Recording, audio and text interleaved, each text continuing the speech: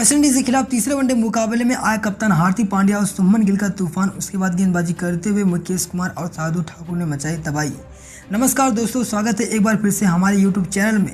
भारत और वेस्टइंडीज़ के बीच खेले गए तीसरे वनडे मुकाबले में टीम इंडिया की तरफ से कमाल का परफॉर्मेंस करते हुए हार्दिक और शुभमन गिल ताबड़तोड़ बल्लेबाजी करते हुए 350 रनों का विशाल लक्ष्य खड़ा किया। मुकेश कुमार और शार्दुल ठाकुर ने 3-3 विकेट लेकर वेस्टइंडीज़ की टीम को तहस-नहस कर दिया और सीरीज पर कब्जा कर लिया। तो दोस्तों, इस मुकाबले की पूरी हाईलाइट आपको इस वीडियो में दिखाने वाले हैं, लेकिन उससे पहले आप भारतीय टीम के इस करो या मरो वाले मुकाबले में मेरी शानदार जीत से खुश हैं तो हमारे इस वीडियो को दिल से एक लाइक जरूर कर दीजिए और चैनल को सब्सक्राइब कर बेल आइकन जरूर दबा लें। तो चलिए दोस्तों, बिना ज्यादा वक्त लिए वीडियो को शुरू करते हैं। इस अंतिम निर्णायक मुकाबले में एक बार फिर दो दिग्गज खिलाड़ी रोहित शर्मा और विराट कोहली नहीं खेल रहे थे। हार्दिक पांड्या, शुभमन गिल और ईशान किशन के ऊपर एक बहुत बड़ी जिम्मेदारी थी कि इस मुकाबले में भारतीय टीम को मुकाबला जिताकर सीरीज अपने नाम करे। दोस्तों, आज के इस मुकाबले में टॉस की बात करें तो सिक्का उछाला वेस्टइंडीज के कप्तान सेई होप ने और गिरा भी उन्हीं के पक्ष में। टॉस जीतकर सेई होप ने पहले गेंदबाजी करने का फैसला लिया और भारतीय टीम को पहले बल्लेबाजी करने के लिए आमंत्रित किया।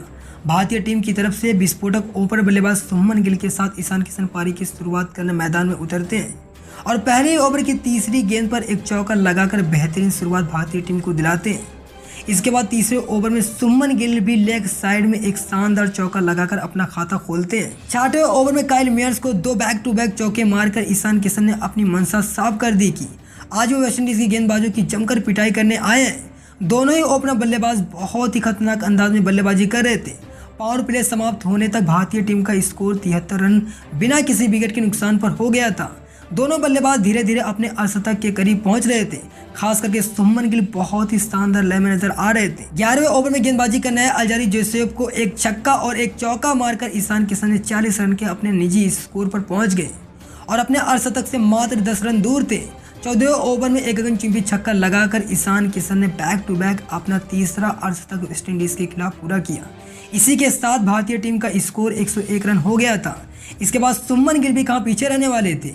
उन्होंने भी 55 गेंदों में अपना अर्धशतक पूरा कर लिया। दोनों ओपनर बल्लेबाजों ने अपना 50 पूरा करने के बाद और भी खतरनाक बल्लेबाजी कर रहे थे, लेकिन इसी बीच ईशान किशन को सेई होप ने 17वें ओवर में स्टंप आउट कर देते हैं। ईशान किशन 8 चौके और 3 छक्के की मदद से 64 गेंदों में 77 रन की तूफानी पारी खेली। इसके बाद नंबर 3 पर बल्लेबाजी के लिए ऋतुराज गायकवाड़ क्रीज पर आते हैं, जो कि अपना पहला वनडे मुकाबला खेल रहे थे, लेकिन ऋतुराज कुछ खास कमाल नहीं कर पाए। 8 रन बनाकर स्लिप में खड़े फील्डर ब्रेंडन किंग के हाथों में कैच आउट हो जाते हैं। इसके बाद बल्लेबाजी के लिए संजू सैमसन की मैदान में एंट्री होती है। आते ही संजू ने अपना रौद्र रूप दिखाया। पहले तो 24वें ओवर में डबल लेकर संजू सैमसन ने अपना खाता खोला और उसी के अगले 2 गेंदों पर स्टेट के ऊपर से उठाकर 2 बेहतरीन गगनचुंबी लंबा छक्का मारा। संजू सैमसन ने एक ताबड़तोड़ शुरुआत करी। भारतीय टीम का स्कोर 27वें ओवर के बाद 2 विकेट के नुकसान पर 186 रन हो गया था। पहले से ही सेट बल्लेबाज शुभमन गिल के साथ संजू सैमसन बहुत ही आक्रामक बल्लेबाजी कर रहे थे।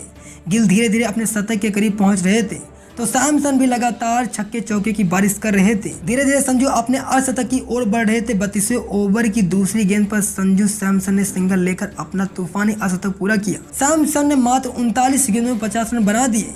इसकी अगली ही गेंद पर ओमारियो सेफ्रेड ने संजू सैमसन को सिमरन हेटमायर के हाथों कैच आउट करवा दिया। गिल और संजू सैमसन के भी 75 रनों की साझेदारी हुई थी। इसके बाद बल्लेबाजी के लिए कप्तान हार्दिक पांड्या मैदान में उतरते हैं और शुभमन गिल के साथ भारतीय पारी को आगे बढ़ाते हैं। 32वें ओवर के बाद 3 विकेट के नुकसान पर भारतीय टीम का स्कोर 226 रन हो गया था। अभी भी 18वां ओवर का खेल बचा हुआ था। इसके बाद शतक के बहुत करीब पहुंच चुके शुभमन गिल को गुड़ाकेश मोती ने यानिका कैरी के हाथों कैच आउट करवा दिया। गिल की पारी यहीं पर समाप्त हो गई। शुभमन गिल ने 52 गेंदों में 85 रन की महत्वपूर्ण पारी खेली। भारतीय टीम का 4था विकेट गिरा। इसके बाद बल्लेबाजी के लिए T20 के विस्फोटक बल्लेबाज सूर्य कुमार यादव क्रीज पर आते हैं और कप्तान हार्दिक पांड्या के साथ पारी को आगे बढ़ाते हैं। अंतिम ओवर में सूर्या कमाल की बल्लेबाजी कर रहे थे। दूसरी तरफ हार्दिक पांड्या अच्छे शॉट खेल रहे थे। सूर्या और हार्दिक के बीच 51 रन की पार्टनरशिप हुई, जिसकी वजह से भारतीय टीम का स्कोर 300 रन के पार पहुंच गया। इसी बीच 47वें ओवर की अंतिम गेंद पर सूर्या 35 रन बनाकर कैच आउट हो जाते हैं। इसके बाद बल्लेबाजी के लिए जडेजा आते हैं। अंत में हार्दिक पांड्या की 70 रन की बदौलत भारतीय टीम निर्धारित 50 ओवर में 351 रन 5 विकेट के नुकसान पर बना देती है। वेस्टइंडीज की टीम को जीत के लिए 352 रन का पहाड़ जैसा लक्ष्य मिला। वेस्टइंडीज की तरफ से पारी की शुरुआत करने के लिए ब्रेंडन किंग के साथ काइल मेयर्स मैदान में उतरते हैं। पहली ओवर की अंतिम गेंद पर मुकेश कुमार ने ब्रैंडन किंग को ईशान किशन के हाथों कैच आउट करवाकर वेस्टइंडीज को 440 बोल्ट का झटका दे दिया। पावर प्ले खत्म होने तक मुकेश कुमार ने काइल मेयर्स और सही होप को भी आउट करके पवेलियन वापस भेज दिया। 10 ओवर के बाद वेस्टइंडीज का 3 विकेट गिर चुका था। इसके बाद वेस्टइंडीज की टीम पूरी तरह से लड़खड़ा गई थी। भारतीय गेंदबाजों ने पूरी तरह से वेस्टइंडीज की टीम को दबाव में डाल दिया था। इसी का फायदा उठाते हुए जयदेव उनादकट ने भी 11वें ओवर में केसी कार्टी को भी सुमन गिल के हाथों कैच आउट करवा दिया। वेस्टइंडीज की टीम को चौथा झटका लगा। 35 रन के स्कोर पर 4 विकेट गिर गए थे। वेस्टइंडीज के टॉप ऑर्डर के 4 विकेट जल्दी गिर जाने से यह बात तो कंफर्म हो गई थी कि वेस्टइंडीज की टीम इस मुकाबले में बहुत ही बुरी तरीके से हारने वाली है। भारतीय गेंदबाज जल्द से जल्द वेस्टइंडीज की पूरी टीम को ऑल आउट करके सीरीज पर कब्जा कर लेंगे। 12वें ओवर में गेंदबाजी करने आए शार्दुल ठाकुर पहले सिमरन हेटमायर को सूर्या के हाथों कैच आउट करवाकर उसी के बाद रोमारियो सेफरड को भी जयदेव उनादकट के हाथों कैच आउट करवा दिया। शार्दुल ठाकुर ने एक के बाद एक विकेट लिया।